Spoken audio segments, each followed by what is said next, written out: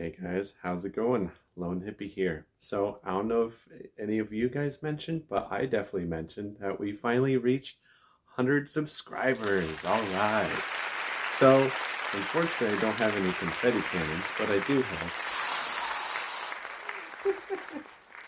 My girlfriend's probably going to be coming in thinking, like, what the heck are you doing? But yeah, let's celebrate. With all that being said, of course, I want to forward a thank you so much to all of you 100 subscribers for being here. Can't do it without you. Can't do it without you guys hitting the button, so thank you so much. And as for the rest of today's video, I thought we could jump into one of your comments that you guys had left about how to grow an avocado tree. Let's jump in. In order for me to start answering the question of turning one of these into one of these, there's one important thing that I should mention first. And that is that these trees tend to be a little bit finicky, which basically means that they're a little bit tricky to grow sometimes. Sometimes you can grow them and it grows fantastic like this, or you can have other ones like this one, which you can tell is battling with some diseases or just not in general growing very well. So I will try my best to give you the best advice that I can come up with to grow these avocado trees to be happy and healthy. So let's get started with the avocado as well as the avocado seed. And as you can see here, the avocado seed that I have is actually pretty large.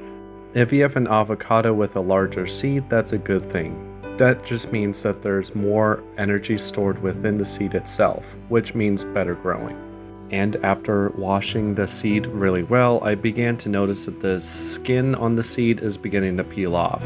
Now, I decided to peel this off, mainly because if you look at my other avocado tree, which is growing really well, here's a young picture here, the skin has been removed. But if you look at my other one, in which I did not remove the skin, as you can see, it begins to develop diseases. So that's why I feel like it's good to remove the skin, at least in this case. For the next step, I decided for this seed right here to stick it in some water and give it plenty of sunlight. And as you can see, I didn't add a ton of water, but just enough to just cover the bottom of the seed. Mainly because you want to give it enough water for roots to grow, but you don't want to drown the seed. Now, I know there's another popular method of sticking toothpicks within the cup like that, but as you can see here, it begins to develop diseases, which depending on your circumstances, it is possible to try to cure the diseases, but it's an everlasting battle that I would rather just not have. Since I don't have enough time to regrow everything and document the process, I'm just going to draw the rest here. So like I mentioned before, for the first step, I'll keep it in water for a while until it begins to grow some roots and some leaves. Once it begins to grow a significant amount of roots and leaves, then you can go to the next step of actually potting it. But I would wait quite a while before doing that.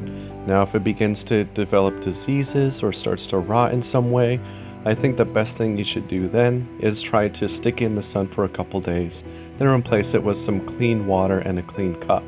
Then once it begins to grow roots and leaves, then you can put it in soil. I have also had better success when I didn't bury the seed completely in soil. Now, if you already have it in soil and it begins to develop diseases, there are ways to try to mitigate that. Now, for the first step, when I begin to see signs of disease, is try giving it a little bit less water, because they are a little bit sensitive to too much water. Next, I would try adding some compost tea if that doesn't help. Basically, what compost tea is taking some healthy soil from one plant, replicating some of that bacteria and microbiome inside of a bottle of water, and then transposing it into another plant. I actually have another video where I go into more detail as to experimenting with compost tea, but here's the basic gist of it.